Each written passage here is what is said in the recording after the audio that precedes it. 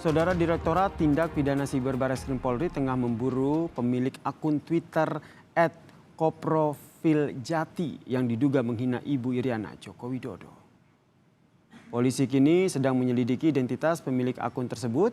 Polisi menyebut sudah menemukan unsur pidana dari unggahan @koprofiljati di Twitter tersebut. Akun ini saudara sempat membuat tweetan yang menyertakan foto Ibu Iriana Joko Widodo dan juga istri Presiden Korea Selatan, Madam Kim, dengan keterangan foto yang diduga menghina Ibu Iriana.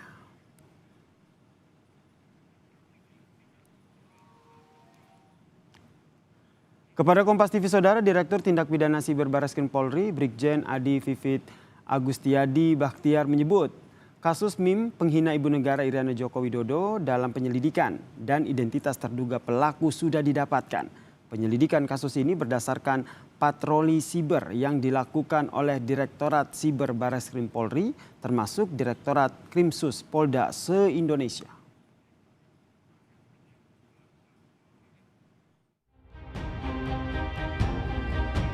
Ramai di media sosial Twitter, unggahan foto Ibu Negara Iriana Jokowi bersama Madam Kim. Adalah pemilik akun @koprofiljati yang jadi pemicunya. Sebab ia mengunggah foto Ibu Negara Iriana Jokowi bersama Madam Kim dan menulis keterangan foto dengan kalimat yang dinilai tak etis.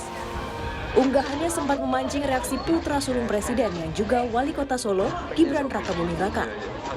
Lewat akun Twitternya, Gibran Rakabuming Raka sempat membalas akun @koprofiljati yang diduga memperolok foto Ibu Negara dengan menuliskan salah paham. Namun, belakangan, Gibran menyatakan tidak akan membawa unggahan tidak etis terhadap Ibu Iriana itu ke ranah hukum. Mau melaporkan ke polisi? Orang aku sehat gawean ya. Tapi sempat tersinggung atau marah nggak, Mas? Enggak. Kenapa marah? Ya, maksudnya ibu dikomentari seperti itu. Enggak, wis biasa. Enggak tahu, tanya ibu ya. Tenang, tanya ibu. Mas kecewa apa? Kecewa apa? Itu kan menggunakan medsos untuk secara tidak langsung kan juga membawa nama Indonesia juga. Yes, kok biar yang berwajib aja yang ngurus ya. Kita ngurusi yang lain-lain. Setelah unggahannya viral, @koprofiljati diketahui bernama Karisma Jati. Di akun Facebooknya, ia menulis surat terbuka meminta maaf kepada Presiden Jokowi, Ibu Iriana, dan keluarga kepresidenan. Meski sudah meminta maaf, pakar hukum pidana menilai ada pelanggaran pencemaran nama baik pada unggahan dengan kalimat tak pantas kepada Iriana Joko Widodo. Pengunggah pun bisa dijerat Undang-Undang ITE. Dan sangat mungkin bisa dikaitkan dengan penggunaan Undang-Undang ITE, di mana hal ini adalah bicara tentang kehormatan seseorang yang direndahkan tadi. Sebagian orang beranggapan hal ini perlu untuk ditindaklanjuti karena hukum, tapi dalam konteks ini mungkin ada kebijakan ya, karena bicara tentang pencemaran nama baik ataupun kedudukan kehormatan seseorang kan melihat secara pribadi ya. Saya pribadi berharap ada permaafan dan ini bisa jadi pelajaran bagi banyak orang untuk berhati-hati dalam bermedia sosial. Foto Ibu Negara Iriana Joko Widodo dan Ibu Negara Korea Selatan Kim Kone terjadi saat Ibu Negara Iriana menerima kedatangan Madam Kim dan menyediakan jamuan minum teh di sela kegiatan konferensi tingkat tinggi KTT G20 Bali. Penampilan Madam Kim di KTT G20 memang mencuri perhatian publik. Tim Liputan Kompas TV. Pengunggah Twitter memang sudah meminta maaf saudara dengan melayangkan surat terbuka, namun polisi tetap memburu pemilik akun Twitter @koprofiljati yang diduga menghina Ibu Iriana Joko Widodo ini saudara. Kita bahas bersama dengan pakar forensik bahasa dari Universitas Nasional, Pak Wahyu Wibowo yang telah bergabung di Kompas Malam. Selamat malam Pak Wahyu. Mas Yasir, selamat malam.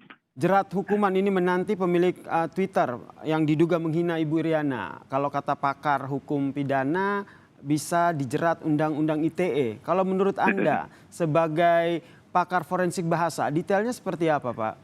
Sebetulnya begini Mas Yasir. Jadi karena saya berhadapan dengan Mas Yasir, jadi saya pura-puranya memberi kuliah nih pada Mas Yasir. Gitu ya Mas Yasir? Baik, silakan Pak. Yang pertama mengenai bahasa. Terkadang kita melihat persoalan bahasa dengan sebelah mata. Tidak ada tanda petik, tidak ada keras-kerasnya, tidak ada hukum-hukumnya gitu. Padahal itu menyangkut dengan logika. Jadi orang berbahasa itu selalu membawa 3 unsur.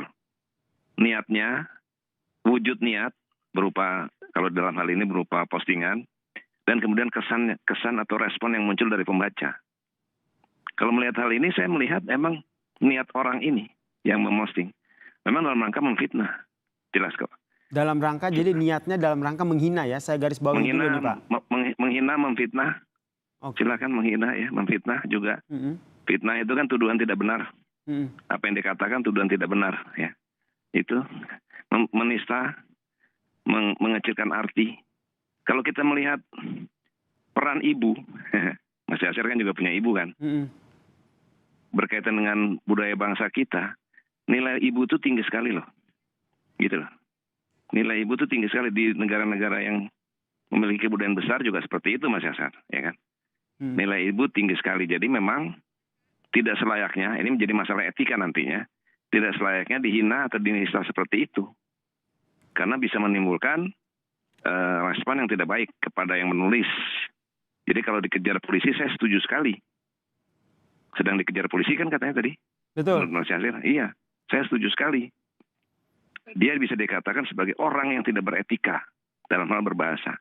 Nah ini bisa menjadi pemicu perpecahan dalam kebangsaan dan kenegaraan kita, atau sobeknya persatuan bangsa dan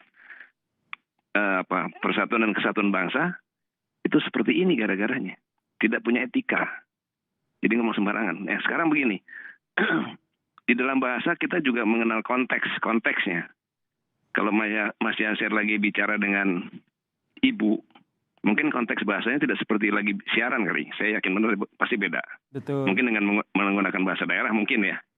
Tapi ketika Mas Yasir sedang konteks berbahasa Indonesia di depan kamera, pasti juga mengandung, membawa nilai-nilai tertentu yang berbeda dari apa yang biasa dibawakan di rumah, gitu loh. Berarti Anda sudah menunjukkan bahwa memang ada niat dan juga kesan yang buruk ataupun niat menghina yang disampaikan oleh pengunggah akun itu. Dan tapi pengunggah Twitter tersebut sudah meminta maaf. Seberapa berpengaruh permintaan maaf yang disampaikan ini? Kalau saya pribadi sebagai forensik bahasa berkaitan, karena forensik bahasa berkaitan dengan hukum kan, sebaiknya memang tidak ada maaf dalam seperti itu, karena mudah sekali minta maaf nanti tuh. Mudah sekali sedikit-sedikit minta maaf, sedikit-sedikit minta maaf gitu loh. Ya. Jadi menurut Anda meskipun sudah meminta maaf tapi tidak berpengaruh terhadap proses hukum yang tengah dilakukan oleh polisi ya, Pak Wibowo? Iya, dan lagi juga nggak perlu juga Bu Riana, saya tidak mengenal Bu Riana ya. Tapi saya menghormati beliau sebagai ibu loh. Ya. Baik, Pak Wibowo, ini berarti masuknya ke ujaran kebencian ya, saya ingin menegaskan dulu untuk hal ini. Kalau ujaran kebencian nanti ujungnya, tapi ini dulu sementara. Bu Iriana dengan pengunggah, ya bisa saja. Nanti kalau ujaran kebencian bisa muncul antar suku tuh, saya dengan Mas, kan beda suku kita, bisa ke sana nanti lari jangan, nggak usah dulu gitu. Ini soal etika aja ya. Bahwa kebebasan kita berbatas dengan kebebasan orang lain, itu etika namanya. Ya. Jadi saya boleh ngomong macam-macam tapi jangan. Berarti Pak Wibowo, maaf saya potong Pak Wahyu, berarti unggahan dari pemilik akun Twitter ini masuk dalam pelanggaran etika, penghinaan ya Pak? Lebih fokus penghinaan. Ke situ ya? Iya. Baik. Kalau nanti ada ditanyakan ke masalah hukum bisa terjadi. Hukum kita kalau saya tidak salah, mengatakan harus Ibu Iriana sendiri yang lapor. Tapi saya pikir tidak usah, polisi juga bisa kok.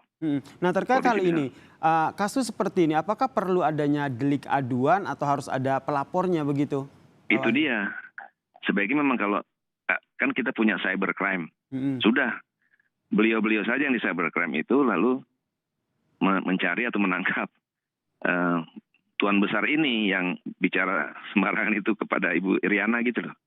Memang dikatakan oleh Mas Gibran atau keluarga yang lain, sudah biarkan saja ibu biasa seperti itu.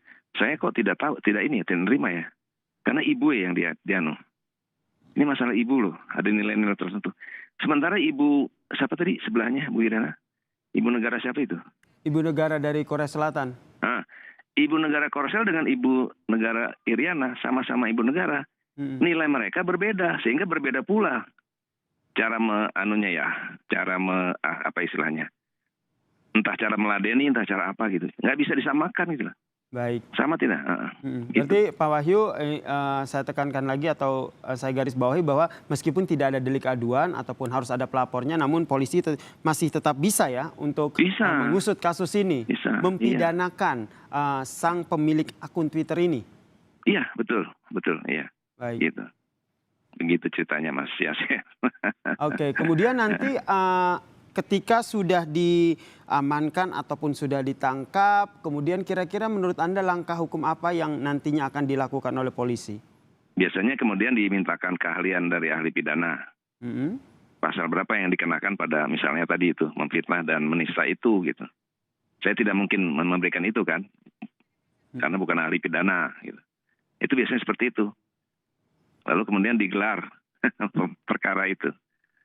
Lalu orang itu bisa dijatuhi hukuman berapa tahun misalnya gitu. Secara hukum. Bisa loh Mas Yasir gara-gara bahasa. Makanya dalam abad bahasa sekarang ini semuanya pakai bahasa loh. Hati-hati dalam berbahasa gitu loh. Baik. Yasir. Gitu. Ini jadi pelajaran kita semua ya, hati-hati dalam berbahasa, termasuk berhati-hati dalam men-tweet ataupun men-tweet di media sosial kita. Iya betul, baik. sama sekali betul. Terima kasih gitu.